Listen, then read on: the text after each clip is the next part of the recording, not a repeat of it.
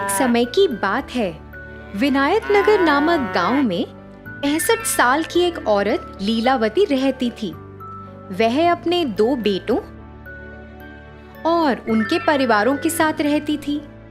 वह एक ही घर में रहते थे। लीलावती को स्वादिष्ट खाने खाने का बहुत शौक था।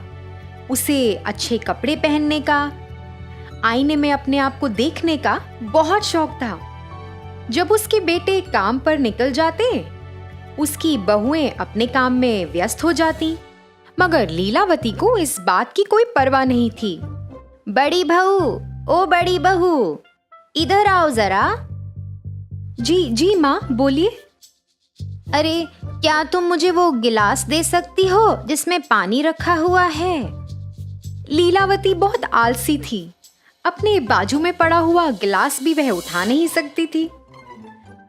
वह हर बार ऐसे ही करके किसी ना किसी को बुलाती और उन्हें परेशान करती। उसकी बहुएं उसका कहना तो मान लेती थी, मगर वह भी बहुत परेशान रहती थी, क्योंकि उसे खाने का बहुत शौक था। जब अच्छा पकवान पकता था तो वह खुद रसोई घर में जाकर देखना चाहती थी कि क्या पक रहा है। अरे बहू, सुनो, तुम क्या पका रही हो? खुशबू तो बहुत अच्छी आ रही है। फिर जब लीलावती की बहुओं ने खाना बना लिया तो वह इंतजार करती थी कि वह रसोई से बाहर कब आएंगी। वह रसोई में जाकर सभी पकवान देखती थी, एक एक करके उन्हें सूंघती थी और फिर कटोरी में सामान भरकर चुपचाप अपने कमरे में चली जाती थी। भोजन के समय बहुएं पहले सबको खाना परोसती थी, मगर जब उनकी बारी आती तो खाना कम पड़ जाता था। उन्हें पता ही नहीं था कि खाना कम कैसे पड़ जाता है। कभी कभी तो उनके पति उन्हें गुस्सा भी करते थे कि क्यों उन्होंने सही मात्रा में खाना नहीं बनाया है। ऐसा देख के लीलावती मन ही मन खूब हंसती, मगर वह अपने बेटों को कुछ नहीं कहती थी कि वह अपनी पत्नियों से ऐसे क्यों बात कर रहे हैं। फिर एक दिन लीलावती के बेटे बाजार से कुछ मिठाइयां लेकर आए और वो मिठाइयां उन्होंने अपने बच्चों के लिए रख दी। लीलावती से तो रुका ही नहीं गया। वह अपने पोते पोतियों के पास आई और मिठाई का डब्बा उनसे ले लिया। सुनो बच्चों, ये मिठाइयां मैं तुम लोगों में बराबरी में बांटूंगी। चलो अपनी आंखें बंद करो और अपना हाथ आगे करो बच्चों। ऐसा सुनकर बच्चों ने वैसा ही किया जैसे उनकी दादी माँ ने कहा। फिर लीलावती ने उस डब्बे में से कुछ मिठाइयां चुपचाप अपने पास रख लीं और बाकी की मिठाइयां बच्चों को दे दी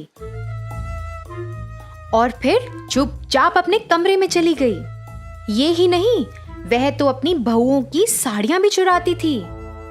जब उसकी बहुएं साड़ियों को तार पे सूखने के लिए टांगती, वह चुपचाप साड़ियां ले जाती। उसकी बहुएं परेशान हो जाती कि ऐसा किसने किया है। उन्हें लगता कि साड़ियां कहीं गुम हो गई हैं। माँ जी, आपने मेरी लाल साड़ी देखी क्या? मैं कई समय से ढूंढ रही हूँ, मगर मुझे मिल ही नहीं रही। मैंने उसे सूखने के लिए तार पे डाला था। क्या आपने देखी है? नहीं बहू, मैंने नहीं देखी। मुझे लगता है वो पड़ोस की राधा ने ऐसा कुछ किया है। कल मैंने वो साड़ी उसके पास देखी थी। हाँ माँ जी, मेरी साड़ी भी गुम चुकी है।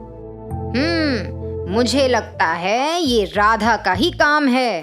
तुम दोनों को उसके पास जाकर बात करनी चाहिए। ऐसा बोलकर उसने अपनी बहुओं को बहकाया। जैसा उनकी सास ने कहा, वह दोनों अपनी पड़ोसी राधा के पास गईं और लड़ने लगीं। राधा की तो कोई गलती ही नहीं थी और उन्हें लड़ता देख लीलावती दूर से हंसने लगी। इनको तो पता ही नहीं चलेगा कि ये मैंने किया है। देखो कैसे लड़ झगड़ रही हैं। लीलावती ऐसे ही अपने परिवार में सबको तंग करती। फिर एक दिन जब वह खाना खा रही थी, लीलावती को बहुत खुशी हुई ये जानकर कि अगले हफ्ते दशहरा आ रहा है।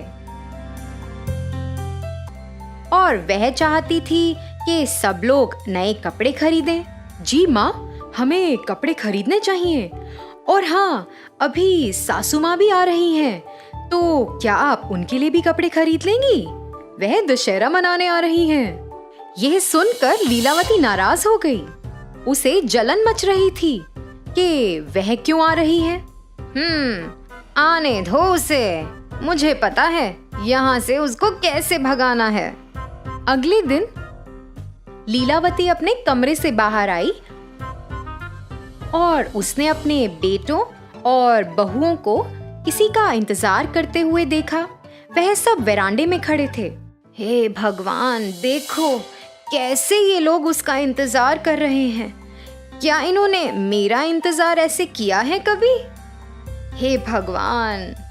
फिर लीलावती के बड़े बेटे की सास वहां पधारी और जैसे ही वह अपनी गाड़ी से उतरी, बच्चे भागे दौड़े उनके पास गए। पुष्पा बच्चों के लिए और बाकी सब के लिए कई उपहार लाई थी। वह बच्चों के लिए खिलौने और बेटियों के लिए साड़ियां लाई थी। पुष्पा ने लीलावती को भी एक सुंदर सा बस्ता भी दिया। लीलावती ने वह बस्ता तो कबूल किया और चुपचाप अपने कमरे में चली गई और फिर बाहर आई। बाहर आकर उसे स्वादिष्ट खाने की सुगंध आई, तो वह सोचने लगी कि बहुत कुछ बना है, मगर उसे जलन भी मच रही थी।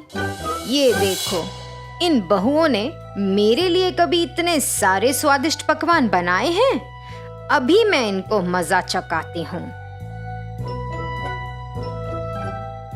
फिर ऐसा सोचते हुए वह इंतजार करने लगी कि कब उसकी बहुएं रसोई से बाहर आएं। जैसे ही वह दोनों रसोई से बाहर आईं, चुपचाप लीलावती रसोई घर में चली गई और पकवान में उसने खूब सारी मिर्च डाल दी। फिर जैसे ही सबने खाना शुरू किया, सब लोगों से खाया ही नहीं गया। सबको खूब मिर्च लग रही थी। सब तो पानी के लिए तड़पने लगे, मगर लीलावती ने तो खाने को छुआ तक नहीं था।